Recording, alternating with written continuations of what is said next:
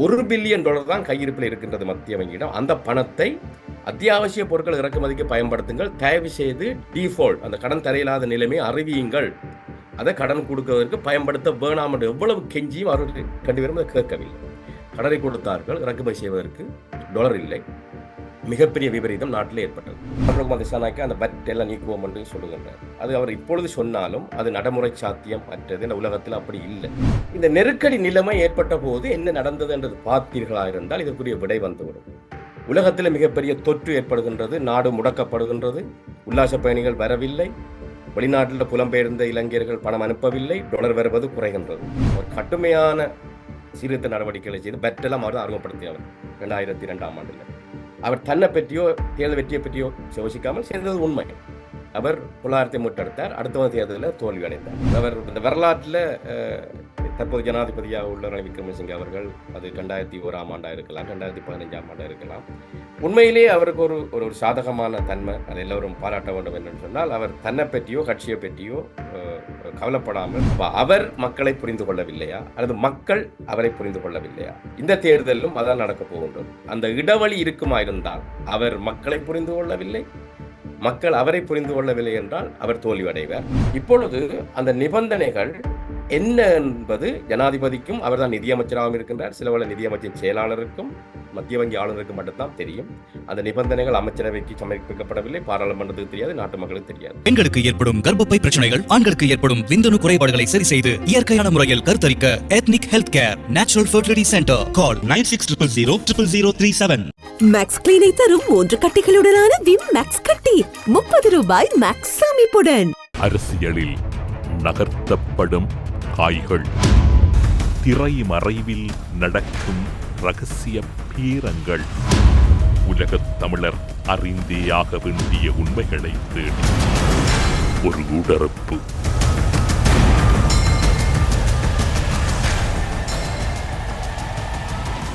கொழும்பு பல்கலைக்கழகத்தின் பொருளியல் துறையின் சிரேஷ்ட பேராசிரியர் கோபாலப்பிள்ளை அமிர்தலிங்கம் அவர்களை ஊடறுப்பு நிகழ்ச்சியோடு இணைத்திருக்கின்றோம். ஊடறுப்பு நிகழ்ச்சியின் சார்பில் உங்களை வரவேற்பதில் மகிழ்ச்சி. வணக்கம். உங்களுக்கும் ஊடறுப்பு நிகழ்ச்சியை தொடர்ச்சியாக பார்த்துக் கொண்டிருக்கும் நேயர்களுக்கும் வணக்கம்.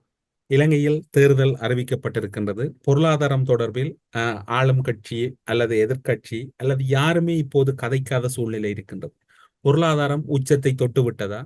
இலங்கையின் பொருளாதாரம் சீராக இருக்கின்றதா? இந்த தேர்தலை சந்திக்கின்ற அளவுக்கு மக்கள் பொருளாதார ரீதியில் பலமடைந்தவர்களாக இருக்கின்றார்களா? ஏன் இந்த வினாவினை உங்களிடம் முன்வைக்கின்றோம் என்றால், பொருளாதாரம் தொடர்பிலோ அல்லது இலங்கையில் இருக்கக்கூடிய பொருளாதார ஏற்ற இறக்கங்கள் தொடர்பிலோ கடந்த 3 வாரங்களாக எந்த ஒரு கருத்துமே ஊடக பரப்பிலோ அல்லது விவாத பொருளிலோ இல்லாத சூழ்நிலையில் மத்திய வங்கியின் அறிக்கைகள் மட்டும் ஆங்காங்கே வெளிவருகின்றன. இலங்கை ரூபாவின் பெறுமதி பேசப்படுகின்றது. இவற்றையெல்லாம் கடந்து இலங்கையின் பொருளாதாரத்தினுடைய ஸ்திரத்தன்மை சுமூகமாக இருக்கின்றது. உண்மையில் பொருளாதாரம் பற்றி நாங்கள் பகுப்பாய்வு செய்யும் போது ஒரு குறிப்பிட்ட விடயத்தை அல்லது ஒரு சில குறிப்பிட்ட விடயங்களை மட்டும் பற்றி பேசுவது முறையாகாது.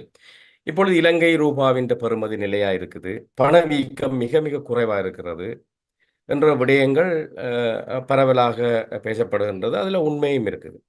ஆனால் பொருளாதார வளர்ச்சி 22ஆம் ஆண்டிலேயும் 7.3% மறைப்பெறுமதியை காட்டியது, 22ஆம் ஆண்டிலேயும் 2.3% மறைப்பெறுமதியை காட்டுகின்றது என்பது மிக முக்கியமான விஷயம். இப்பொழுது மிக முக்கியமான கேள்வி, இந்த 3ஐயும் வச்சு பார்த்தால் உண்மையிலேயே பொருளாதாரம் நல்ல நிலையில் இருக்கின்றதா அல்லது சிக்கல் இருக்கிறதா? இப்ப நான் சொன்னது பொருளாதாரம் மறைப்பெறுமதியில் இருக்கின்றது, ஆனால் பணவீக்கமும் நாணயத்திற உறுதிப்பாடும் சிறப்பாக இருக்கின்றது.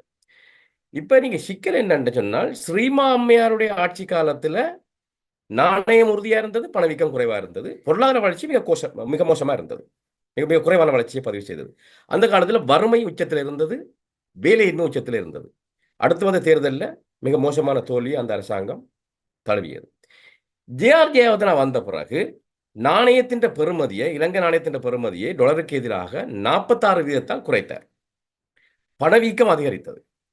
ஆனால் பொருளாதார வளர்ச்சி 78ஆம் ஆண்டில் 8.2% அதிகரித்தது. வேலை வாய்ப்புகள் பெருகின. இப்பொழுது உங்களுக்கு என்ன தேவைன்னு சொன்னால், பொருளாதார வளர்ச்சி அதிகமாக இருக்க வேண்டும், பணவீக்கம் ஓரளவுக்கு ஏற்பட்டாலும் பரவாயில்லை, இலங்கை நாணயத்துடைய பெறுமதி கொஞ்சம் குறைந்தாலும் பரவாயில்லை. இந்தியாவிலும் மன்மோகன் சிங் அவர்கள் நிதியமைச்சராக இருக்க போதுதான் இந்தியாவில் 1991ஆம் ஆண்டுல பொருளாதாரம் தாராளமயமாக்கப்பட்டது. அப்பொழுது இந்திய ரூபாயின் பெறுமதி டாலருக்கு எதிராக 27% குறைக்கப்பட்டது. அங்கேயும் பொருளாதாரம் வளர்ந்தது. இப்பொழுது இதை மிக இலகுவாக நான் சொல்ல போனால், ஒரு தனிநபர் பொருளாதாரம் மோசமடைந்தபடியால இலங்கையில நிர்மாணத்துறை கடந்த வருடம் 20% வீழ்ச்சி அடைந்திருக்கின்றது. அந்த நிர்மாணத்துறையில் வேலை செய்தவர்கள் எல்லாம் வேலை இழந்து விட்டார்கள் என்று வச்சுக்கொள்வோம். இப்பொழுது பணவீக்கம் குறைவா இருக்கு. அரிசியில விலை 100 ரூபாயிலிருந்து 104 ரூபாய் அதிகரிச்சிருக்குது. 4% பணவீக்கம். ஆனா அவர் வேலை இழந்தபடியால அவருக்கு பணம் இல்லை கையில. பணவீக்கம் 4% இருந்தாலும் அவரால் வாங்க இயலாது, 2% இருந்தாலும் வாங்க இயலாது. இப்பொழுது இன்னொரு வகையா பார்ப்போம். பணவீக்கம் 10% இருக்கின்றது. 100 ரூபாயிலிருந்து அரிசி 110 ரூபாய் ஆகிவிட்டது. ஆனா அவருக்கு வேலை இருக்கின்றது. 4000 to 5000 ரூபாய் சம்பளம் உழைக்கின்றார். அவ்வாறு இருக்கும் போது அவருக்கு இந்த 110 ரூபா 120 ரூபா அரிசி விலை கூடினால் அவருக்கு ஒரு பிரச்சனை இருக்காது. ஆகவே முக்கியமான விடயம் என்னன்னு சொன்னால், பொருளாதார வளர்ச்சியை தக்க வைக்க வேண்டும். பணவீக்கத்தை கொஞ்சம் சகித்துக் கொள்ளலாம், நாணயத்தின் பெறுமதி வீழ்ச்சியை சகித்துக் கொள்ளலாம். இது பிரேமதாச அவர்களும் இதை செய்தார்கள். பணத்தை அச்சிட்டார்கள், பணவீக்கம் அதிகரித்தது, நாணயத்தின் பெறுமதி குறைவடைந்தது. ஆனால் பொருளாதாரத்தை ஓரளவுக்கு வளர்த்தெடுத்தார். ஆடை தொழிற்சாலாம் கொண்டு வந்து வேலை வாய்ப்புகளை உருவாக்கினார். ஆகவே நாங்கள் முக்கியம் கொடுக்க வேண்டிய ஒரு பகுதி பொருளாதார வளர்ச்சி. அது அபரிமிதமாக அதிகரித்தால்தான் நாட்டு மக்கள் வறுமையிலிருந்து விடுபட முடியும், வேலை வாய்ப்புகள் அதிகரிக்கும், நாட்டு மக்கள் பணவீக்கத்தையும் நாணய பெறுமதி வீழ்ச்சியையும் சகித்துக் கொள்வார்கள். இதுதான் இன்றைய நிலைமை. ஆகவே பணவீக்கம் குறைவாக இருக்கின்றது, நாணய பெறுமதி நிலையா இருக்கின்றது என்று சொல்லுவது மட்டும் ஒரு பொருளாதார செயலாட்டத்தை மதிப்பிட போதுமானதல்ல. இது மறுபக்கமாக இருக்க வேண்டும். பொருளாதார வளர்ச்சி அதிகமாக இருக்க வேண்டும், நாணயத்தின் பெறுமதி கொஞ்சம் வீழ்ச்சி அடைந்தாலும் பரவாயில்லை, பணவீக்கம் கொஞ்சம் அதிகரித்தாலும் பரவாயில்லை. இதுதான் உண்மை. நீங்கள் குறிப்பிடுகின்ற விடயத்தில் தான் இன்றைய நாளில் இன்னும் ஒரு செய்தி வெளியாகி இருக்கின்றது. நீங்கள் பார்த்தீர்கள் என்றால், இலங்கைக்கு இந்த வருடத்தில் கடந்த 6 மாதங்களில் 9 பில்லியன் அமெரிக்க டாலர்கள் ஏற்றுமதி வருமானம் கிடைத்துள்ளதாக முதலீட்டு மேம்பாட்டு ராஜாங்க அமைச்சர் திலும் அமுனுகம தெரிவித்திருக்கின்றார். அத்துடன் கடந்த 6 மாதங்களில் இலங்கைக்கு சுமார் 800 மில்லியன் அமெரிக்க டாலர்கள் பெறுமதியான முதலீடுகள் உடன்படிக்கைகளை ஏற்படுத்தி இருக்கின்றோம். 2 வருட முன்னேற்றத்திலும் எதிர்காலம் என்ற தலைப்பில் இடம்பெற்ற ஒரு நிகழ்விலே தான் இதில் குறிப்பிட்டிருக்கின்றார். திலும் அமுனுகமவினுடைய இந்த கருத்து உங்களால் எப்படி பார்க்கப்படுது? இல்ல, ஏற்றுமதி பக்கத்தில் அது உண்மை, அதுல எனக்கு மாற்று கருத்துகள் இல்லை. ஆனா இறக்குமதி பக்கத்தையும் பார்க்க வேண்டும். இப்ப ஏற்றுமதியில் நீங்கள் ஒரு 9 பில்லியன் அல்லது 10 பில்லியன் டாலரை பெற்றுக்கொண்டு 25 பில்லியனை நீங்க இறக்குமதிக்கு செலவிட்டால் உங்களுடைய வர்த்தக நிலுவை பற்றாக்குறையா இருக்குது. இந்த பற்றாக்குறை நிவர்த்தி செய்வதற்கு ஒன்று உல்லாச பயணிகள் வர வேண்டும், அல்லது வெளிநாட்டில் இலங்கை தொழில் புரியும் இலங்கையர்கள் பணம் அனுப்ப வேண்டும், அல்லது நீங்க நேரடி முதலீடுகளை வர வேண்டும், அல்லது கடன் வாங்க வேண்டும். இலங்கையுடைய வரலாறு இந்த விடயத்துல தான். வர்த்தக நிலுவை ஒரு 50-60ஆம் ஆண்டுகளில் 2-3 வருடங்களை தவிர வர்த்தக நிலுவை பற்றாக்குறையா இருக்கின்றது. அப்படி என்று சொன்னால் ஏற்றுமதியை விட இறக்குமதி கடுமையா இருக்கின்றது. ஏன்னா இலங்கை ஏற்றுமதி செய்கிற பொருட்கள் எல்லாமே மலிவான பொருட்கள், ஊழியச்சரிவான பொருட்கள். அது ஆடையா இருக்கலாம் அல்லது தேயிலையா இருக்கலாம், எல்லாம் மலிவான பொருட்கள். இறக்குமதி செய்கிற பொருட்கள் எல்லாம் எலக்ட்ரிக்கல் பொருட்கள் எல்லாமே, வாகனங்கள் உட்பட எல்லாம் விலை கூடியவை. ஆகவே இலங்கை அந்த விஷயத்தில் கவனம் செலுத்தாமல் ஏற்றுமதி கூடி இருக்குது என்று சொன்னால் அது ஒரு பக்கம் சார்ந்த கருத்து. ஆனால் மற்ற நாடுகள் அனுபவத்தை பார்க்கணும். அது தாய்வானா இருக்கலாம், தாய்லாந்தா இருக்கலாம், சிங்கப்பூரா இருக்கலாம், மலேசியாவா இருக்கலாம், தென்கொரியாவா இருக்கலாம், வியட்நாமா இருக்கலாம். இந்த நாடுகள் எல்லாமே பெரும்பாலான ஆண்டுகளில் வர்த்தக மிகையை அனுபவிக்கின்றன. இலங்கை தொடர்ச்சியாக வர்த்தக பற்றாக்குறை அனுபவிக்கிறது. பற்றாக்குறை அனுபவித்தால் நீங்கள் கடன் வாங்க வேண்டும். இலங்கையுடைய நெருக்கடிக்கும் இந்த வெளிநாட்டு கடனுக்கும் தான் நெருங்கிய தொடர்பு இருக்கின்றது. ஆகவே ஏற்றுமதியை அதிகரிக்கிறது மட்டும் போதாது. நிச்சயமாக நாங்கள் ஏற்றுமதியை அதிகரிக்கணும். ஆனால் இறக்குமதியை குறைப்பது எப்படி, உள்நாட்டில் உற்பத்தி செய்வது எப்படி, இறக்குமதியை விட கூடுதலாக அதிகரிக்கணும். அது இலங்கையில் நடைபெறுவதாக இல்லை. பணவீக்கம் குறைவு, இலங்கை நாணயத்தினுடைய உறுதித்தன்மை மிகவும் ஸ்திரமாக இருப்பதாக அரசு கூறுகின்றது. இதில் பல்வேறுபட்ட குழப்பங்கள் இருக்கின்றது. பணவீக்கம் குறைவாக, நீங்கள் முன்னர் சில விடயங்களை கூறினீர்கள். ஆனால் பணவீக்கத்தினுடைய தன்மையும் இலங்கை நாணயத்தினுடைய உறுதித்தன்மையும் இப்படி இருக்க முடியும்? இந்த பகுப்பாய்வை நீங்க மிக ஆழமாக பார்த்தால் இது உண்மையான நல்ல விஷயம். பணவீக்கம் குறைவாக இருப்பது ஒரு பொருளாதாரத்துக்கு நல்ல விஷயம். நாணயம் உறுதியாக இருப்பது நல்ல விஷயம். ஆனால் இந்த உறுதிப்பாடும் நாணய உறுதிப்பாடும் பணவீக்க குறைவான தன்மை எவ்வாறு கொண்டு வரப்பட்டது என்று சொன்னால், வரிகள் கடுமையாக அதிகரிக்கப்பட்ட போது மக்களுடைய கொள்வனவு சக்தி வீழ்ச்சி அடைந்தது.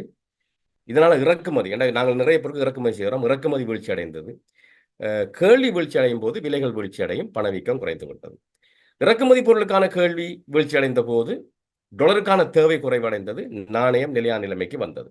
ஆனால் மிக முக்கியமாக கவனிக்கப்பட வேண்டிய விஷயம், 23ஆம் ஆண்டு நீங்க பார்த்தீங்கன்னு சொன்னால் தயாரிப்பு துறை வீழ்ச்சி அடைந்திருக்கின்றது, நிர்மாணத்துறை கட்டடத்துறை 20% மேலதிகமாக வீழ்ச்சி அடைந்திருக்கிறது. கம்ப்யூட்டர் ப்ரோக்ராம்ல நாங்கள் எக்ஸ்போர்ட் பண்றோம், அதெல்லாம் 20% மேல வீழ்ச்சி அடைந்திருக்கின்றது. வங்கி சேவைகள், நிதி சேவைகள் வீழ்ச்சி அடைந்திருக்கின்றன. இப்ப என்ன அதிகரிப்பு ஏற்பட்டிருக்குன்னு சொன்னால், ஒன்று அரிசி, அந்த அரிசிக்கான கேள்வி அதிகரித்திருக்கின்றது, அதில் அதிகரிப்பு இருக்கிறது விவசாயத்துறையில. அடுத்த சேவைத்துறையில் நீங்க பார்த்தீங்கன்னு சொன்னால் காப்புறுதிக்கு கேள்வி அதிகரித்திருக்கின்றது, அதில் எங்களுக்கு வளர்ச்சி வந்திருக்கின்றது. அடுத்தது மிக முக்கியமாக தங்குமிட வசதி, அதாவது வாடகையெல்லாம் அதிகரிச்சிருக்கு. இப்படி பார்த்தால் தங்குமிடம் மிக அத்தியாவசியமானது, வீடு வாடகை. அதே மாதிரி காப்புறுதி இல்லாமல் நீங்க வாகனங்களை வெளியில் எடுக்கலாது, அது தவிர்க்க முடியாது. அரிசி இலங்கை மக்களுடைய 3 நேர உணவு. இதை தவிர தயாரிப்புத்துறை, கம்ப்யூட்டர் ப்ரோக்ராம், கட்டட நிர்மாணத்துறை, இதெல்லாம் பாரிய வீழ்ச்சியை சந்தி, நிதி சேவைகள் வீழ்ச்சியை சந்திச்சிருக்கின்றன. ஆகவே பொருளாதாரம் எதிர்கணிய பெறுமதியை காட்டிக் கொண்டிருக்கின்றது 22ஆம் ஆண்டும் 23ஆம் ஆண்டும். ஆகவே நான் முதலில் குறிப்பிட்டது போல இந்த நாணயத்தின் பெறுமதி உறுதியாக இருக்கின்றது அல்லது பணவீக்கம் குறைவாக இருக்கின்றது என்பதை விட்டு நாங்கள் நிம்மதியாக இருக்க முடியாது. ஏன்னா நீண்ட காலத்துல என்ன நடக்க போகின்றது, இந்தியா அதை எவ்வாறு கையாண்டது, ஜே.ஆர். ஜெயவர்தன எவ்வாறு அதை கையாண்டார், பிரேமதாஸ் அவர்கள் எவ்வாறு கையாண்டார், அந்த படிப்பினைகளை வைத்து பார்க்கும்போது நாங்கள் பொருளாதார வளர்ச்சியைத்தான் மிக முக்கியமான விடயமா கருத வேண்டுமே தவிர, பணவீக்கம் கட்டுக்குள் இருக்கின்றது, மிக குறைவாக இருக்கின்றது, நாணயம் உறுதியாக இருக்கின்றது. நாணயம் உறுதியாக இருந்த இன்னொரு ஆபத்தும் இருக்கின்றது. நீங்கள் விலைகள் அதிகரித்துக் கொண்டிருக்கும் போது நாணயம் உறுதியாக இருந்தால் ஏற்றுமதியாளர்கள் பாதிக்கப்படுவார்கள். இப்ப அவர்கள் 1 கிலோ தேயிலையை 500 ரூபாய்க்கு அல்லது 1000 ரூபாய்க்கு வாங்கி நுவரெலியாவில் $100 வந்து உங்களையும் $1 வந்து 100 ரூபாய் என்று சொன்னால் அவர்கள் 90 ரூபாய்க்கு வாங்குவதா வச்சுக்கொள்வோம். அப்ப அவர்களுக்கு 10 ரூபா லாபம் இருக்கும் லண்டன்ல விற்கும் போது. இப்பொழுது தேயிலை 100 ரூபாய் ஆகின பிறகு டாலர் 100 ரூபாயிலே இருக்குது என்று சொன்னால் அவர்களுக்கு எந்த லாபமும் இல்லை. நுவரெலியாவில் விலை 110 ரூபாய் ஆகி அப்போதும் டாலர் 100 ரூபாய் இருக்கு என்று சொன்னால் 10 ரூபாய் நட்டம் அவர்களுக்கு. அப்ப ஏற்றுமதி துறை அடிபட்டு போய்விடும். ஆகவே ஏற்றுமதியாளர்களை பாதுகாப்பதற்காக நாணயத்தின் பெறுமதி சிறிது வீழ்ச்சியடைத்தான் வேணும். அதுதான் ஜே.ஆர். ஜெயவர்தன 46% நாணயத்தின் பெறுமதியை குறைத்தார். மன்மோகன் சிங் அவர்கள் இந்திய நாணயத்தின் பெறுமதியை 27% குறைத்தார். ஆகவே ஏற்றுமதியை ஊக்குவிக்க வேண்டும், அதன் மூலம் வளர்ச்சி வர வேண்டும். எங்களுடைய வளர்ச்சி, பொருளாதார வளர்ச்சி ஏற்றுமதி துறைகளின் விரிவாக்கத்தினூடாக வருவதுதான் நீண்ட காலத்தில் நிலையான தன்மையை தரும். அரசாங்க செலவினால் வர்ற வளர்ச்சி நீங்க தக்க வைக்க இயலாது. டொலரின் பெறுமதியை பார்த்தீர்கள் என்று சொன்னால், நாணய மாற்று வீதத்தின்படி அமெரிக்க டாலர் விற்பனை விலை சுமார் கிட்டத்தட்ட 300 தொடக்கம் 304 ரூபாவாகவும், கொள்வனவு விலை 295 தொடக்கம் 300 ரூபாவாகவும் இருக்கின்றது. இந்த மாற்றம் என்பது அல்லது இந்த நிலை என்பது ஒரு திண்மமான நிலையாக இருக்கின்றதா அல்லது திரவ நிலையில் இருக்கின்றதா அல்லது இது செயற்கையானதா? நீண்ட காலத்துக்கு இதை வைத்துக் கொள்ள இயலாது. ஏன்னா இறக்குமதி தடைகள் நீக்கப்படவில்லை, வாகனங்கள் இறக்குமதி தடை தொடர்கின்றது, பல்வேறுபட்ட பொருட்களுக்கான வரிகள் அதிகரிக்கப்பட்டதனால் மக்களுடைய கேள்வி குறைந்திருக்கின்றது. ஆகவே டாலர் வெளியே செல்வது குறைக்கப்பட்டிருக்கின்றது. அடுத்தது, இலங்கை எண்ணம் கடன் கொடுக்க தொடங்கவில்லை. கிட்டத்தட்ட ஒவ்வொரு வருஷமும் 4 தொடக்கம் 5 பில்லியன் டாலர் கடன் கொடுக்க வேண்டும், வெளிநாட்டு கடன். அது இலங்கை அறிவித்து விட்டது, எங்களால் கடன் தர இயலாது என்று. அப்ப 28ஆம் ஆண்டுக்கு பிறகுதான் அந்த கடன் கொடுக்க இலங்கை தொடங்கும். அப்ப அது வரைக்கும் டாலரை 28ஆம் ஆண்டுக்கு பிறகு திடீரென உங்களுக்கு கிட்டத்தட்ட கடன் கொடுப்பதற்கென்றே 5-6 பில்லியன் டாலரை நாங்கள் சேகரிக்க வேண்டும். அப்படி இல்லாத போது டாலர் கூடுதலாக வெளியேற தொடங்கும். வருவது குறைவாக இருக்குமா இருந்தால் இலங்கை நாணயத்தின் பெறுமதி அடிபட தொடங்கும். ஆக இப்பொழுது இது வந்து தற்காலிகமான நிலைமை ஒழிய, ஏன்னா இதை செய்வதற்கு பல்வேறுபட்ட விடயங்களை அரசாங்கம் செய்திருக்கிறோம். ஒன்று, கடன் கொடுப்பதில்லை, உள்ளே வரும் பணம் கடன் கொடுப்பதற்கு பயன்படுத்தப்படுவதில்லை. உங்களுக்கு தெரியும், கோத்தபாய ராஜபக்ஷ அவர்கள் ஜனாதிபதியாக இருந்தபோது அஜித் நிவாட் கப்ரால் மத்திய வங்கி ஆளுநராக இருந்தார். பல பொருளியல் விற்பனர் சொன்னார்கள், $1 பில்லியன் தான் கையிருப்பில் இருக்கின்றது மத்திய வங்கியிடம். அந்த பணத்தை அத்தியாவசிய பொருட்கள் இறக்குமதிக்கு பயன்படுத்துங்கள். தயவு செய்து டிஃபால்ட் அந்த கடன் தரையில்லாத நிலைமையை அறிவியுங்கள். அதை கடன் கொடுப்பதற்கு பயன்படுத்த வேணாம் என்று எவ்வளவு கெஞ்சியும் அவர்கள் 2 பேரும் அதை கேட்கவில்லை. கடனை கொடுத்தார்கள். இறக்குமதி செய்வதற்கு டாலர் இல்லை. மிகப்பெரிய விபரீதம் நாட்டில் ஏற்பட்டது. ஆகவே இப்பொழுது நாங்கள் கடன் கொடுப்பதில்லை. வாங்கின கடனை 28ஆம் ஆண்டுக்கு பிறகுதான் திருப்பி செலுத்த போகிறோம். இந்த காலகட்டத்தில் உங்களுக்கு தெரியும், இப்பொழுது 24ஆம் ஆண்டு இறுதிக்கட்டத்தில் இருக்கிறோம். என்ன 3 வருஷம் தான் இருக்கின்றது. நீங்க 28ஆம் ஆண்டு கழித்து விட்டீங்கன்னு சொன்னால் உங்களுக்கு 25, 26, 27 நிச்சயமாக 3 வருஷம். அதுக்கு பிறகு என்ன நடக்க போகணும்? திடீரென இலங்கை எவ்வாறு டாலரை பெறுவது? அதுக்குரிய ஏற்பாடு செய்யாவிட்டால் திரும்பவும் பழையபடி நெருக்கடி நிலை உருவாகும். எல்லோரும் அச்சம் கொள்கின்றது அல்லது எல்லோரும் கூறுகின்ற ஒரு விடயம், ஒருவேளை இப்போது இருக்கக்கூடிய ஆட்சி தொடரலாம் அல்லது மாற்றங்கள் நிகழலாம், எதுவும் நடக்கல், ஆட்சி தொடர்வதாக இருந்தால் சிக்கல் இல்லை என்று கூறுகின்றார்கள். ஆட்சியாளர்கள் அல்லது ஆட்சி ஒன்று மாற்றம் நிகழுமாக இருந்தால் அது மீண்டும் ஒரு வரிசை யுகத்தை ஏற்படுத்தி விடலாம் என்று அரசியல் பிரமுகர்கள் கருத்துக்களை முன்வைக்கின்றார்கள். பொருளியல் ரீதியாக அல்லது சமூக பொருளாதார ரீதியாக இந்த கருத்தோடு உங்களுடைய நிலைப்பாடு அப்படி இருக்கு? இந்த நெருக்கடி நிலைமை ஏற்பட்ட போது என்ன நடந்தது என்றது பார்த்தீர்களா இருந்தால் இதற்குரிய விடை வந்துவிடும். உலகத்தில் மிகப்பெரிய தொற்று ஏற்படுகின்றது, நாடு முடக்கப்படுகின்றது, உல்லாச பயணிகள் வரவில்லை, வெளிநாட்டில் புலம்பெயர்ந்த இளைஞர்கள் பணம் அனுப்பவில்லை, டாலர் வருவது குறைகின்றது. அந்த நேரத்தில் அப்போது ஜனாதிபதி வரிகள்லாம் குறைக்கின்றார். 1 கிலோ சீனிக்கான இறக்குமதி வரி 1 கிலோவுக்கு 50 ரூபாயா இருந்தது 25% குறைக்கின்றார். அடுத்தது ஒரு குறிப்பிட்ட மாதத்துக்குள்ள இந்த கரிம விவசாயத்துக்கு, இயற்கை விவசாயத்துக்கு திரும்ப வேண்டும். அடுத்த பெருந்தொற்று வந்து நாடு முடக்கப்படுது, உல்லாச பயணிகள் வரவில்லை, புலம்பெயர்ந்த இளைஞர்கள் அனுப்பவில்லை, வரி குறைக்கப்படுது பாரிய அளவில், வெளிநாட்டு கடன் திரும்ப கொடுக்கப்படுது. இதெல்லாம் புதிய ஜனாதிபதி செய்தால் நிச்சயமா நெருக்கடி வரும். ஆனால் காலத்துக்கு ஏற்ற மாதிரி அதை மாற்றி, இப்போ தொற்று வரவில்லை, உல்லாச பயணிகள் வந்து கொண்டிருக்கிறார்கள், புலம்பெயர்ந்த இளைஞர்கள் பணத்தை அனுப்புகிறார்கள், பெரிய அளவு வரி குறைப்பை செய்யவில்லை, தேவையில்லாமல் செலவை செய்யவில்லை, உள்நாட்டில் லாபம் தராத முதலீடுகளில் செய்யலை, அப்படி என்று சொன்னால் நெருக்கடி வர வாய்ப்பு இல்லை. ஆகவே எதுக்காக ஜனாதிபதி எவ்வகையான முடிவு எடுக்க போகின்றார்? இங்குதானே பேராசிரியர் அவர்களே ஒரு குழப்பம் இருக்கின்றது. நீங்கள் கூறுவது போன்று எந்த வகையான விடயங்களையும் கவனமாக கையாண்டால் இந்த நிலையில் குழப்பம் வராது என்று கூறுகின்றீர்கள். இன்று ஜனாதிபதி வேட்பாளராக இருக்கக்கூடிய ஏனைய இருவர், சஜித் பிரேமதாசா, அனுரகுமார திசாநாயக்க போன்றவர்கள் கூறுகின்றார்கள், நாங்கள் சில விடயங்களில் மக்களுக்கான வரி விலக்கை வழங்குவோம், வரியை நீக்குவோம், அதே போன்று IMF-னுடைய நிபந்தனைகளை அவ்வாறே பின்பற்ற மாட்டோம், அவற்றிலிருந்து சில விடயங்களை மாற்றுவோம். அவை மாற்றுகின்ற போது மீண்டும் அந்த குழப்பம் அல்லது அந்த சிக்கல் எழுவதற்கு வாய்ப்புகள் இல்லை என நீங்கள் கருதுகிறீர்களா? மிக சிறப்பான கேள்வியை கேட்டிருக்கிறீர்கள். குறிப்பாக அனுரகுமார் திசாநாயக்க அந்த வட் எல்லாம் நீக்குவோம் என்று சொல்லுகின்றார். அது அவர் இப்பொழுது சொன்னாலும் அது நடைமுறை சாத்தியம் அற்றது. இந்த உலகத்தில் அப்படி இல்லை. வட்டை முழுமையாக நீக்குவோம் என்று 18% 15% குறைக்கலாம். மற்றது மருந்து பொருட்களுக்கு உலகத்தில் உயிர் காக்கும் பொருட்களுக்கு வரி விதிக்கக்கூடாது. உயிர் காக்கும் பொருட்களுக்கு, மருந்து பொருட்களுக்கு வரி விதிக்கக்கூடாது. உயிருக்கு ஆபத்தை ஏற்படுத்துகிற சாராயம், சிகரெட்டுக்கு தான் வரி கூடுதலாக விதிக்க வேண்டும். உயிர் காக்கும் பொருட்களுக்கு உண்மையாக வரி விதிக்கக்கூடாது. அது அவர் சொல்றது ஒரு விஷயம். அப்போ இந்த இடத்துல IMF பொறுத்தளவில் IMF ஒரு அங்கத்துவ நாடு தான் இலங்கை. IMF நிச்சயமாக ஒவ்வொரு அரசாங்கத்துடன் தான் அது தொடர்புடையதே ஒழிய தலைவர் அடிப்படையாக கொண்டது அல்ல. ஆனால் அவர்கள் ஆட்சிக்கு வந்தவுடன் நீங்க சொல்வது போல அத்தனையும் செய்யாவிட்டாலும் சில மாற்றங்களை செய்வதற்கு வாய்ப்பு இருக்கின்றது. ஆனால் மிக பாரதூரமான மாற்றங்களை செய்வதற்கு வாய்ப்பு இல்லை. சில குறைப்புகளை செய்யலாம்.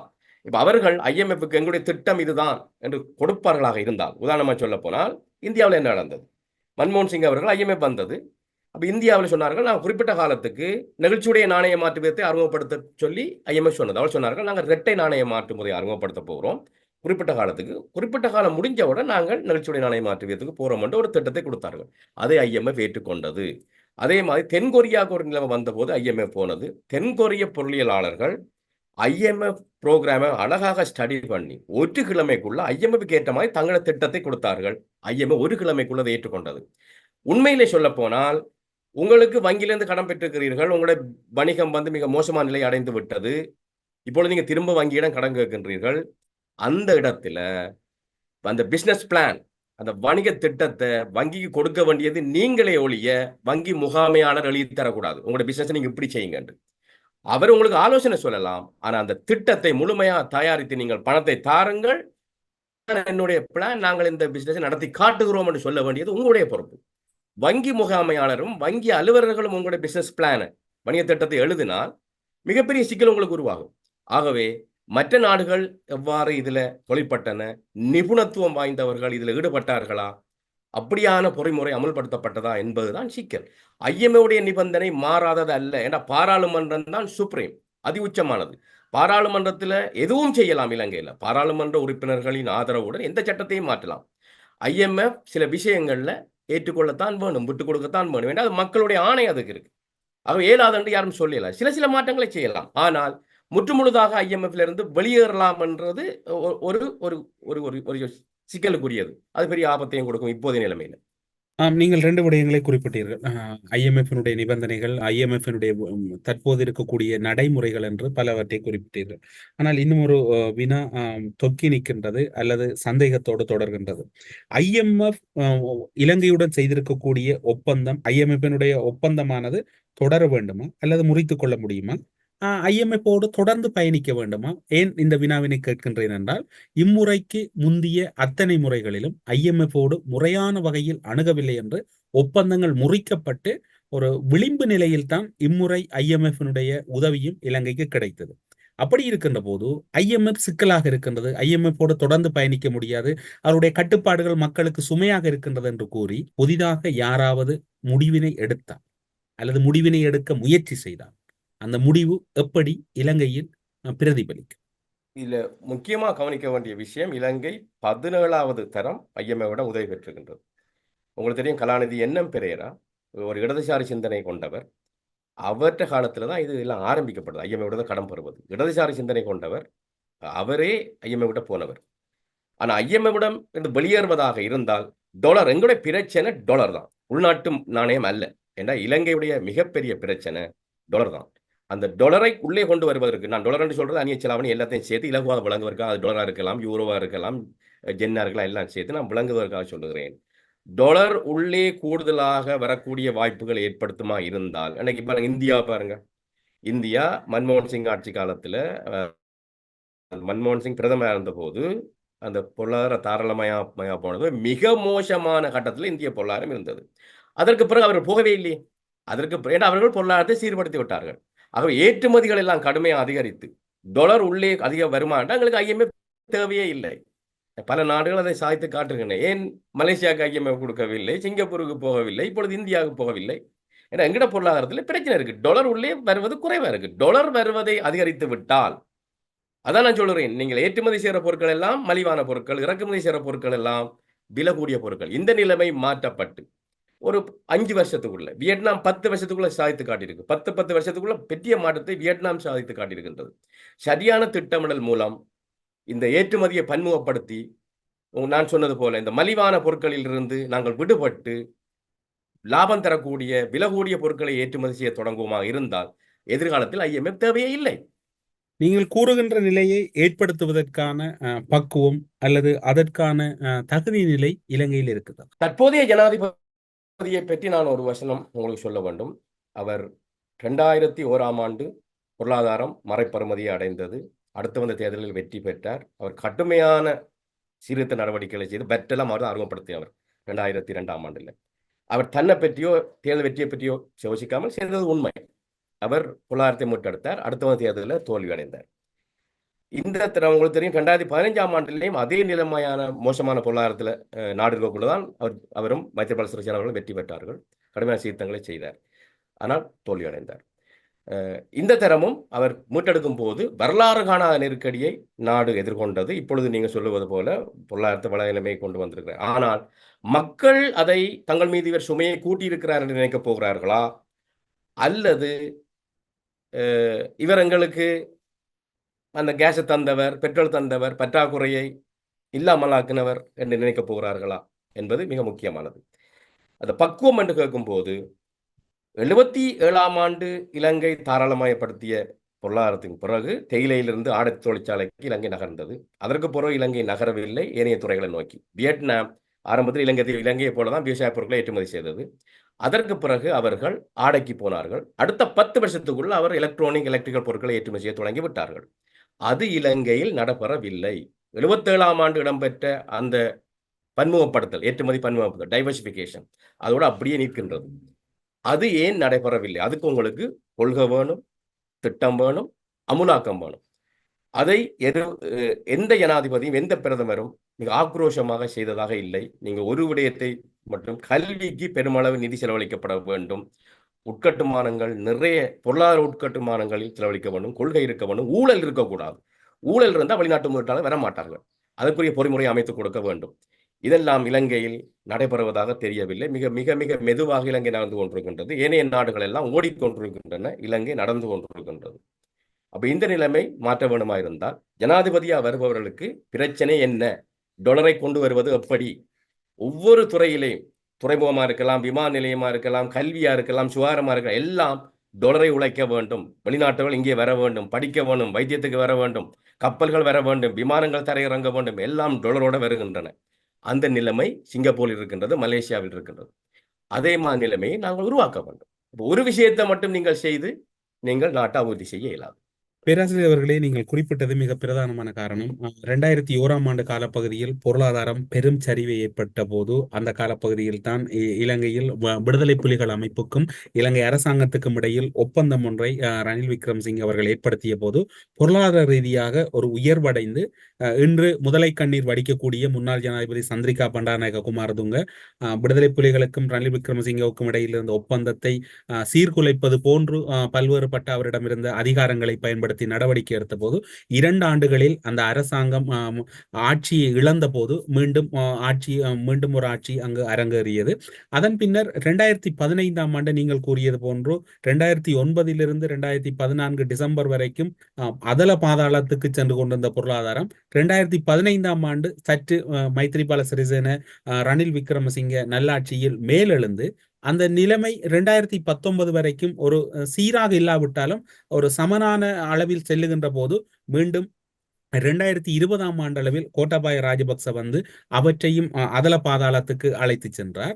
இப்போது நீங்கள் குறிப்பிடுவது போன்று பாரிய சவால், அரசியல் ரீதியாக தோல்வியுற்றாலும் பரவாயில்லை என்கின்ற அந்த கருத்துக்கள் எல்லாம் தெரிந்தும் கூட ரணில் அவர்கள் ஒரு பகிரத பிரயத்தனத்தோடு ஒரு விசப்பரீட்சையில் ஈடுபட்டு பொருளாதாரத்தை கடுமையான வரிகள், மக்கள் மீதான சுமைகளை செலுத்தி பொருளாதாரத்தை சுமூகமாக எடுத்துச் செல்லாவிட்டாலும் ஓரளவு ஸ்திரத்தன்மையை நோக்கி நகர்த்துகின்ற போது தேர்தல் வந்திருக்கின்றது. மீண்டும் அவர் ஒவ்வொரு கட்டங்களிலும் பொருளாதாரத்தை உயர்வதற்கு முயற்சி செய்கின்ற போது அதனை ஒரு படி மேலுயர்த்துகின்ற போது அவர் காணாமல் போய்விடுவார். அந்த நிலைதான் இம்முறையும் இருக்கின்றதா? நீங்கள் இன்னும் ஒரு விடயத்தை குறிப்பிட்டீர்கள் பேராசிரியர் அவர்களே, மக்களிடம் இந்த சுமைகளை தாங்கிக் கொள்ளக்கூடிய நிலை இல்லை என்று. இன்று நீங்கள் பாருங்கள், வளர்ந்து வருகின்ற நாடுகள் என்று கூறி ஒரு புறம் மேற்கத்திய நாடுகளை விட்டு விடுவோம். இந்தியா போன்ற நாடுகளிலும் பொருளாதார ரீதியாக சில கட்டுப்பாடுகளை அந்த மக்கள் மத்தியில் இந்திய அரசு, நடுவண் அரசு ஏற்படுத்திய போதும் கூட அதனை அந்த மக்கள் தாங்கி இருக்கின்றார்கள். அந்த மக்கள் அதனோடு கடந்து சென்று அவர்கள் ஏதோ ஒரு வகையில் அதனோடு பயணிக்கின்றார்கள். ஏன் இலங்கையில் மட்டும் அந்த பக்குவம் வருவதில்லை? வரி கட்டுவதென்று சொன்னால் சாதாரண பாமரன் கூட அதற்கு எதிரான ஒரு மனநிலை. அந்த வரி என்பது எங்களிடமிருந்து தவறுதலாக செல்லுகின்றது. ஆனால் இன்று பார்த்தீர்கள் என்றால் பல நிறுவனங்கள் பல இடங்களில் கூட பற்றுச்சீட்டுகளில் தொகைகளை குறைத்தும் கையால் வாங்குகின்ற தொகைகள் அதிகரித்தும் காணப்படுகின்றது. இது எந்த வகையில் நியாயம்? நான் ஒரு நீண்ட வினாவினை உங்களிடம் கேட்டிருக்கின்றேன். அதற்கான நேரத்தை நான் உங்களுக்கு வழங்குகின்றேன் பேராசிரியர். 2 கேள்வி கேட்டுக்கிறீர்கள். அவர் இந்த வரலாற்றில் தற்போது ஜனாதிபதியாக உள்ள ரணில் விக்ரமசிங்கே அவர்கள் அது 2001ஆம் ஆண்டா இருக்கலாம், 2015ஆம் ஆண்டா இருக்கலாம். உண்மையிலேயே அவருக்கு ஒரு சாதகமான தன்மை, அதை எல்லோரும் பாராட்ட வேண்டும் என்று சொன்னால், அவர் தன்னை பற்றியோ கட்சியை பற்றியோ கவலைப்படாமல், தேர்தல் வெற்றியை பற்றி கவலைப்படாமல் செய்தது உண்மைதான். அவரை மக்கள் புரிந்து கொள்ளுகிறார் இல்லையா, அல்லது அவர் மக்களை புரிந்து கொள்ளுகிறார் இல்லையான்றதான் இந்த கேள்வி. என்றால் அந்த பொருளாதாரத்தை சீர்படுத்தி கொடுத்த அடுத்த தேர்தல் 2 தேர்தலையும் அவர் தோல்வி அடைந்தார். அப்ப இங்கே அந்த இடைவெளி ஏன் ஏற்பட்டது? அதே மாதிரி தான் இப்பொழுதும் ஒரு சாரார் அவருக்கு அந்த நன்மை கொடுக்கப்பட வேண்டும் என்று திரும்போது இன்னொரு சாரார் வரிச்சுமை அதிகரித்திருக்கிறது, கடுமையா இருக்கு, நான் கஷ்டப்படுகிறோம், ஊழல்வாதிகளை அவர் பாதுகாக்கிறார் என்ற குற்றச்சாட்டு அவர் மீது வைக்கப்படுகின்றது. அப்ப அவர் மக்களை புரிந்து கொள்ளவில்லையா அல்லது மக்கள் அவரை புரிந்து கொள்ளவில்லையா? இந்த தேர்தலிலும் அதான் நடக்கப் போகின்றது. அந்த இடைவெளி இருக்குமா இருந்தால் அவர் மக்களை புரிந்து கொள்ளவில்லை, மக்கள் அவரை புரிந்து கொள்ளவில்லை என்றால் அவர் தோல்வி அடைவார். இல்லை, மக்கள் அவரை சரியாக புரிந்து கொண்டிருக்கிறார்கள், அந்த நன்மை அவருக்கு போகணும் என்று மக்கள் சரியாக புரிந்திருந்தால் அவர் வெற்றி பெறுவார். அதான் இன்றைய நிலைமை. அடுத்தது உங்களுடைய அடுத்த கேள்வி வரி. வரி செலுத்த வேண்டியது ஒரு நாட்டு மக்களுடைய கடமை. வள்ளுவ பெருமான் 2000 ஆண்டுக்கு முதல் ஒரு குறள் சொல்லியிருக்கிறார். வரி வருமானத்தை பற்றி சொன்னபோது, இயற்றலும் ஈட்டலும் காத்தலும் காத்த வகுத்தலும் வல்லதரசன்று. ஒன்று இயற்றணும், சட்டங்களை இயற்றி வரியை வசூலிக்கணும். இயற்றலும், அதுக்கு பிறகுதான் வரி வருமானத்தை சேகரிக்க தொடங்கணும். சட்டம் வேணும், அது பிறகு சேகரிக்கணும், அது பிறகு காக்கணும், அது அந்த தீட்டிய வருமானத்தை காத்து வைக்கணும். அதுக்கு பிறகு ஒரு வசனம் சொல்றார் பாருங்கள், காத்த வகுத்தலும் வல்லதரசன். அப்படி காத்து வச்ச பொருளை வகுத்து செலவழிக்கணும். எதுக்கு செலவழிக்கணும்? வகுத்து. இலங்கையில அது இல்லை. இலங்கையில வகுத்து செலவழிக்கவில்லை. சரியான சட்டங்கள் இல்லை. பிரித்தானியரால கொண்டு வரப்பட்ட சட்டங்கள், இன்றைக்கு வரி சட்டங்கள் இருக்கிறது. அவ சட்டங்கள் ஒழுங்கா இல்லை. சரியா வரி செலுத்த வேண்டியவர்கள் வரி செலுத்தாம இருக்கிறார்கள். சிலர் மீது வரி சுமை கடுமையா இருக்கின்றது. அப்ப அங்க சரியா ஈட்டல்ல, வினைத்திறனாக இல்லை, நியாயப்பாடு இல்லை, வரி குறைவா இருக்கின்றது. காத்த வகுத்தலும் என்று ஒரு வசனம் சொன்னேன் உங்களோட. அந்த வரி திரட்டிய வரி வருமானத்தை வகுத்து செலவழிக்கணும் உண்டு. கல்விக்கு செலவில்லை, சுகாதாரத்துக்கு பணம் போதாமல் இருக்கின்றது. ஆனால் பெட்ரோலியம் கார்ப்பரேஷன், மின்சார சபை எல்லாம் மில்லியன் கணக்கான ரூபாய் நட்டம். ஸ்ரீலங்கனையார் 45,000 மில்லியன் நட்டம். சிரோ எலக்ட்ரிசிட்டி போர்டு சில வேளைகள் 58,000 மில்லியன் நட்டம். விமான நிலையங்கள் முதலீடு செய்யப்பட்டது, துறைமுகங்களில் முதலீடு செய்யப்பட்டது, லாபம் இல்லை. அப்ப காத்த வகுத்தலும் அங்க இல்லை, வகுத்து செலவழிக்க வேண்டும். அப்ப இலங்கையில பிரச்சனை என்னன்னு சொன்னால், வரி வருமானம் முறையான வழிகளில் சேகரிக்கப்படல. அந்த திரட்டிய வருமானத்தை மக்களுக்கு நன்மை தரும் வகையில செலவழிக்கல. 2 இடைவெளியும் இருக்கும் போது மக்கள் கோவப்படுகிறார்கள். ஆகவே எல்லோரும் வரி செலுத்த வேண்டும், வரி சுமை சமமா இருக்க வேண்டும். 10 கோடி வருமானம் உழைப்பவர் அதுக்கேற்ற மாதிரி வரி செலுத்த வேண்டும், 10,000 வருமானம் செலுத்துபவர் அதுக்கேற்ற மாதிரி வரி செலுத்த வேண்டும். இங்கே 10,000 வருமானம் உழைப்பவர் வரி செலுத்துகிறார், 10 கோடி வருமானம் உழைப்பவர் அதுக்குரிய வரியை செலுத்தவில்லை, குறைவா செலுத்துகிறார். இந்த பிரச்சனைகள் தீர்க்கப்படும் வரை இலங்கையில இந்த வரி வருமான பிரச்சனை செலவுகளாம் தொடர்ந்து கொண்டுதான் இருக்க போகின்றது. வரி வருமானம் அதிகரிக்க போகின்றது என்கின்ற கருத்து நீங்கள் கூறுவது போன்றோ நாளுக்கு நாள் அதிகரித்து கொண்டுதான் இருக்கின்றது. ஆனால் அதனை கையாளக்கூடிய எந்த ஒரு பொறிமுறையையும் அரசு முறையான வகையில் வகுக்க தவறிவிட்டதா அல்லது வகுக்கக்கூடிய அந்த ஆளுமையை அரசு இழந்து விட்டதா? இது நீண்டகால பிரச்சனை. நான் இதுக்கு இந்த அரசாங்கத்தை மட்டும் குறை கூற விரும்பவில்லை. நீங்க 80ஆம் ஆண்டுல இருந்து பார்த்தீர்களா இருந்தால் வரி வருமானம் வீழ்ச்சி அடைந்து கொண்டே இருக்கின்றது. அப்ப அதை சீர் செய்வதற்கு எந்த முயற்சியும் எடுக்கவில்லை. ஏன்னா அதுல நிறைய ஊழல்கள் இருக்கின்றது, வணிகர்களுக்கும் அரசியல்வாதிகளுக்கும் இடையில தொடர்பு இருக்கின்றது. ஆகவே அந்த தொடர்பின் காரணமாக அவர்கள் மீது வரிச்சுமை, உங்களுக்கு தெரியும், மதுபானம் உற்பத்தி செய்பவர்கள்லாம் வரி கட்டாமல் இருக்கின்றார்கள், வரி ஏய்ப்பு செய்கிறார்கள் என்ற கதை வெளியே வருகின்றது. அதுக்குரிய பொறிமுறை இல்லை. இங்கு இப்போ நான் இந்தியாவை கொண்டு வருகிறேன். உங்களுக்கு தெரியும், இந்தியாவில் என்ஃபோர்ஸ்மெண்ட் டைரக்டரேட், அமுலாக்க பிரிவு ஒன்று இருக்குது. அவர்கள் கைது செய்தால், ஊழலில் ஈடுபவர்களை கைது செய்தால் பிணை கிடைக்காது. ஆக அப்படி ஒரு அதிகாரத்தை கொடுத்து அந்த அமைப்பை 90ஆம் ஆண்டுகளில் உருவாக்கினார்கள். அது பெரிய வெற்றிகரமாக இருக்குது. பல அமைச்சர்கள், பல முதலமைச்சர்கள் கூட இப்ப சிறையில் இருக்கிறார்கள் பிணை இல்லாமல். இலங்கையில் அவ்வாறான பொறிமுறை இல்லை. அதாவது இங்கே கோப் ஒன்று அமைப்பு இருக்குது, அங்கே விசாரணை நடைபெறும். விசாரணை நடந்தவரும் அந்த அறிக்கையை நிதியமைச்சர் செயலாளரிடம் கொடுத்து விடுவார்களே ஒழிய நடவடிக்கை இல்லை. அவ்வாறான நடவடிக்கைகள் எடுக்கக்கூடிய ஒரு அமைப்புகள்லாம் உருவாக்கப்பட்டால், ஊழல் குறைக்கப்பட்டால், இந்த வரிக்கு எல்லாம் உங்களுக்கு தெரியும், இலங்கையில அந்த பற்றுச்சீட்டு போடுவதில்லை, அந்த டெபிட் கார்டு, கிரெடிட் கார்டு எல்லாம் பாவனை எல்லாம் குறைவா இருக்கின்ற, அல்லது அதை ஏற்றுக்கொள்ள மாட்டார்கள், பணத்தை தர சொல்லி எல்லாரும் கேட்கிறார்கள். ஆகவே அவர்கள் எல்லோரும் தங்களுடைய கொடுக்கல் வாங்கல்களை முறைசார் விதத்தில் பேண முற்படுகிறார்கள். இதுதான் அரசாங்கத்தின் மீது நாங்கள் குற்றம் சாட்டுகிறோம். அரசாங்கம் அங்கே மக்களை பாதுகாப்பதற்கு அரசாங்கத்தை காணவில்லை. இந்தியாவில் இது மிகப்பெரிய மாற்றத்தை கொடுத்திருக்கின்றது. அங்கே எல்லாம் எலக்ட்ரானிக் டிரான்சாக்ஷன் அது வந்து கொண்டு வருது. மேல் நாடுகளை விட்டு விடுவோம். இலங்கையில் அது மெதுவாக நடக்கின்றது. அது போதாது. அதுக்குரிய சட்ட திட்டங்கள் எல்லாம் அமல்படுத்தப்பட வேண்டும். வரி சுமை எல்லாருக்கும் பகிரப்பட வேண்டும். அப்படி செய்தால் வரிகளை குறைக்கலாம், வரிகளின் எண்ணிக்கைகளை குறைக்கலாம், வரி வீதத்தை குறைக்கலாம், எல்லா மக்களும் சந்தோஷமாக வரி கட்டுவார்கள். இப்பொழுது தொழிற்சாலை வல்லுநர்களுக்கான வரி வீதம் 36% என்பது அது டென்மார்க்கில், கனடாவில், அமெரிக்கா 40-42 வீதத்துக்குரியது. ஆகவே அது உரிய முறையில் நாட்டுக்கு நன்மையை தராது. ஆம். நான் உங்களோடு உரையாடி கொண்டிருக்கின்ற போதே இலங்கையில் மின்சார வெட்டு இப்போது ஏற்பட்டிருக்கின்றது. இலங்கையில் உண்மையில் நீர்த்தேக்கங்கள் பல இருக்கின்றன. இலங்கையை பொறுத்தவரையில் மின்னுத்தியை அதிகரிப்பதற்கான பல வாய்ப்புகள் இருக்கின்றது. நீங்கள் கூறியது போன்று இப்போது இருக்கின்ற அரசு என்பதை விட இலங்கையில் ஒரு நிலையான கொள்கையும் அல்லது நிலையான ஒரு திட்டமும் இன்மைதான் இத்தனை அழிவுக்கும் காரணம் என்று எடுத்துக்கொண்டாலும் கூட அதனை நிவர்த்தி செய்யக்கூடிய வகையில் யாரும் இல்லை. குறிப்பாக சொல்ல போனால் எக்ஸ் ஒரு திட்டத்தை கொண்டு வந்தால் Y ஒட்டுமொத்தமாக நிராகரித்து புதிய திட்டத்தை கொண்டு வருகின்றது. Y ஒரு திட்டத்தை கொண்டு வந்தால் A இன்னும் ஒரு புதிய திட்டத்தை கொண்டு வருகின்றது. இந்த முறையான பொறிமுறையை கையாளுகின்ற பக்குவம் அரசியல்வாதிகளிடம் வருவதற்கு வாய்ப்பு இல்லையா? அப்படியாயின் தொடர்ச்சியாக இந்த அழிவை தவிர்க்க முடியாது. மிக முக்கியமான கேள்வி.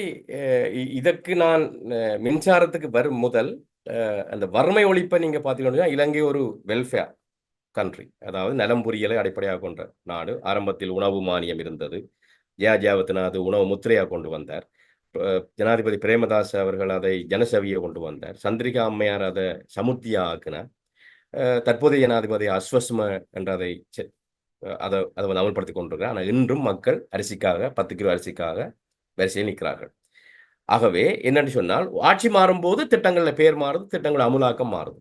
அப்ப இது ஒரு அடிப்படையானது. ஒரு வறுமை ஒழிப்பதற்கே ஒரு முறையான திட்டத்தை அமல்படுத்த முடியாமல் ஆட்சியாளர்கள் தடுமாறுகிறார்கள். ஏன்னா எதிர்க்கட்சிக்கும் ஆளுங்கட்சிக்கும் இடையில ஒரு சுமூகமான உறவு இல்லை. எதிர்க்கட்சி என்பது அனைத்தையும் எதிர்ப்பது, ஆளுங்கட்சி என்பது எதிர்க்கட்சியை கவனிக்காமல் தங்களை விருப்பப்படி திட்டத்தை அமல்படுத்த நிலைமை உருவாகிவிட்டது. இது துரதிருஷ்டவசமானது. கல்வி சம்பந்தமான இதே நிலைமை, அடுத்தது சுகாதாரம் சம்பந்தமான இதே நிலைமை. ஆகவே இது நாட்டு மக்களை மிக மோசமாக பாதிச்சு கொண்டிருக்கின்றது. இப்ப நீங்கள் மின்சாரத்துக்கு வருவதா இருந்தால், இலங்கை ஒரு மீளுருவாக்கம் செய்யக்கூடிய சக்தி வளங்களை கூடுதலாக நம்பியிருக்கக்கூடிய நாடு என்றால் உங்களுக்கு தெரியும், ஆண்டு முழுவதும் இங்கே வெயில் அடிக்கின்றது. சூரிய சக்தி மூலம் மின்சாரத்தை உற்பத்தி செய்யலாம். பல நாடுகள் அதுக்கு மாறிவிட்டன. ஆனால் இலங்கை மாறவில்லை. ஆரம்பத்தில் மின்சார சபை உங்களுக்கு தெரியும், அந்த அமைச்சர பெயர் பவர் அண்ட் ரினியூவபிள் எனர்ஜி, சக்தி மற்றும் மீளுருவாக்கக்கூடிய சக்திகளின் சக்தி சம்பந்தமானதான் அமைச்சர பெயர். இலங்கை மின்சார சபை அதுக்கு கீழே வருது. அந்த மின்சார சபைக்கு கோல் பவர் பிளான், நிலக்கரியை மையமாக வச்ச அனல் மின் நிலையம் தேவைப்படுது. ஆகவே அமைச்சர பெயர் வேற, ஆனால் மின்சார சபைக்கு நிலக்கரி இறக்குமதி செய்ய வேண்டிய தேவை ஏற்படுது. அப்ப இலங்கையில அந்த திட்டம் இருந்திருந்தால் சூரிய சக்தி மூலம், கடல் அலைகள் மூலம், கழிவுகள் மூலம், திண்ம கழிவுகள் மூலம் எல்லா நாடுகளும் செய்கின்றன.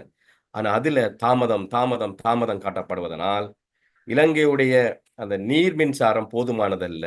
ஆகவே தேர்மல் பவர், டீசலை இறக்குமதி செய்து மின்சாரத்தை உற்பத்தி செய்தால் அதுக்குரிய செலவு அதிகம். நிலக்கரியை இறக்குமதி செய்து மின்சாரம் உற்பத்தி செய்தால் அதுக்குரிய செலவு அதிகம். ஆகவே இந்த ஊழல், வினைத்திறனின்மை, தொழிற்சங்கங்கள் மிக பலமா இருக்கின்றன. அதை இங்கே கவனிக்க வேண்டும். தொழிற்சங்கங்களை கட்டுப்படுத்துவது யாரு? அனைத்து தொழிற்சங்கங்களும் தங்களுடைய நலனை உச்சப்படுத்துகின்றன. அரசு நிறுவனங்கள் லாபம் பார்க்கும் முன்னர் அவர்கள் போனஸ் கேட்கிறார்கள் அல்லது போராட்டத்துக்கு போகிறார்கள். இவர்களை எல்லாம் எவ்வாறு ஒழுங்குபடுத்துவது, நாட்டு நலனை முதன்மைப்படுத்துவது எவ்வாறு? இதற்கெல்லாம் தீர்வு காணாவிட்டால் இலங்கையுடைய அபிவிருத்தி தாமதம் அடைந்து கொண்டே செல்லும். நீங்கள் முன்னர் தொடக்கத்தில் குறிப்பிட்டீர்கள், 2028ஆம் ஆண்டுதான் இலங்கைக்கான உண்மையான யுத்தம் அல்லது உண்மையான ஆபத்து களம் திறப்பதற்கான அத்தனை வாய்ப்புகளும் இருப்பதாக. 2028ஆம் ஆண்டு இலங்கையில் இருக்கக்கூடிய எந்த ஆட்சியாளராக இருந்தாலும் சரி, விரும்பியோ விரும்பாமலோ, அது அவருடைய தனிப்பட்ட கருத்தாக இருந்தாலும் சரி, கடனை மீளச் செலுத்த வேண்டும். சர்வதேச ரீதியாக வாங்கப்பட்ட கடன்களுக்கான பதிலளிக்க வேண்டிய வருடமாகவும் இருக்கின்றது. எப்படி இருக்க போகின்றது? இப்போது எல்லோரும் சமமாக கூறினாலும் அல்லது மீண்டும் ஒரு 2022 கோட்டாபாய ராஜபக்ச ஓடியது போன்று ஓட்டம் இருக்கின்றதா, அல்லது பங்களாதேஷ் போன்று ஒரு ஓட்டம் இருக்கின்றதா? எப்படியான நிலைமைக்குள் 2028 காத்திருக்கின்றது? உண்மையிலே சொல்ல போனால், சர்வதேச நாணய நிதியத்துக்கும் இலங்கைக்குமான உறவு அந்த சர்வதேச நாணய நிதியத்தின் தலைவருக்கும் இலங்கை ஜனாதிபதிக்குமான உறவு அல்ல. அது சர்வதேச நாணய நிதியத்துக்கும் இலங்கை அரசாங்கத்துக்கும் இடையிலான உறவு. 6 ஜனாதிபதியா வந்தாலும் அந்த உடன்படிக்கையை அமல்படுத்த வேண்டி வரும். என்றால் அந்த உடன்படிக்கையை இலங்கை கைச்சாத்திட்டு விட்டது. இப்பொழுது அந்த நிபந்தனைகள் என்ன என்பது ஜனாதிபதிக்கும் அவர்தான் நிதியமைச்சராகவும் இருக்கின்றார். சிலவள நிதியமைச்சின் செயலாளருக்கும் மத்திய வங்கி ஆளுநருக்கு மட்டும்தான் தெரியும். அந்த நிபந்தனைகள் அமைச்சரவைக்கு சமர்ப்பிக்கப்படவில்லை, பாராளுமன்றத்துக்கு தெரியாது, நாட்டு மக்களுக்கு தெரியாது. ஆனா ஆரம்பத்தில் ஒரு கதை வந்தது. ஒரு இலங்கை தூதுக்குழுவினர் பேச்சுவார்த்தையில் ஈடுபட்ட போது IMF அதிகாரிகளுடன் அந்த இலங்கைக்கு கடன் கொடுத்தவர்கள் வளர்ச்சியின் நன்மைகள் ஒரு பகுதியை தங்களுடன் பகிர்ந்து அதற்கு இலங்கை ஒத்துக்கொண்டதா ஒத்துக்கொள்ளவில்லையா அது எங்களுக்கு தெரியாது. அதே போல சீனா தன்னுடைய இலங்கையில கடன் மறுசீரமைப்புக்கு தாங்கள் ஆதரவு தருகிறோம், ஆனால் தங்களுடைய நிபந்தனையை வெளிப்படுத்தக்கூடாது, அது கடுமையான அந்த நிபந்தனை அடிப்படையில் தான் அந்த கடிதம் கொடுக்கப்பட்டிருக்கின்றது. அதுவும் எவருக்குமே தெரியாது. இந்தியா ஜப்பான் ரெண்டும் சேர்ந்துதான் இந்த இலங்கையை அந்த மறுசீரமைப்புக்குள்ள கொண்டு வர வேண்டும், உதவி செய்யணும் என்று கடுமையாக பாடுபட்ட நாடுகள் 2. ஒன்று இந்தியா, அடுத்தது ஜப்பான். அப்ப சீனாட நிபந்தனை என்ன, அந்த நிபந்தனைகள் என்ன? அதில் 28ஆம் ஆண்டு இலங்கை கடன் கொடுக்க தொடங்கும் போதுதான் வெளியே வரும் அந்த நிபந்தனைகள் எவ்வாறு இருக்கின்றன. மிக கடுமையான அந்த பொருளாதார நன்மையில பங்கிட வேண்டும், நலன்ல பங்கிட வேண்டும் என்ற விஷயங்களுக்கு உள்ளடங்கி இருந்தால் அப்பொழுது ஆட்சியில் இருக்கிற ஜனாதிபதியும் அரசாங்கம் கடுமையான நெருக்கடிக்குள்ள உள்ளாகும். அதற்குத்தான் நான் சொல்லுகிறேன், அவர்கள் பாரிய அளவில் டொலரை உள்ளே கொண்டு வரக்கூடிய திட்டங்களை இந்த 3 வருஷத்துக்குள்ள செய்யாவிட்டால் இதே நிலைமை தொடர்ந்து ஏற்றுமதியிற வருமானத்தை விட இறக்குமதி செலவு அதிகமாக இருக்குது என்று சொன்னால் டொலர் வெளியில போய்கொண்டே இருக்க போது, பற்றாக்குறை இருக்க போது, திரும்பவும் கடன் பெற வேண்டி வரும். அந்த நிலைமை தொடர்ந்தால் இலங்கையில நெருக்கடி திரும்பவும் வருவது தவிர்க்க முடியாது.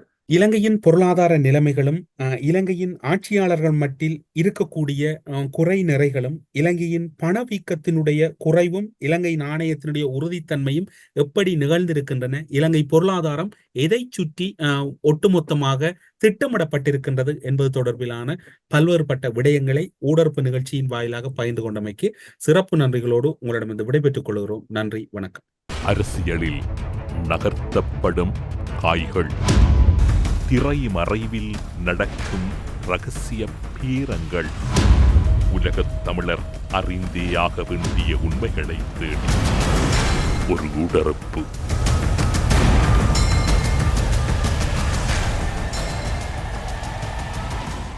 4448 நோய்களுக்கும் அதன் அறிகுறிகளையும் அதனை தீர்க்கும் மருத்துவத்தையும் அருளிச் சென்றுள்ளனர் ethnic health care, T Nagar. For details 96000037.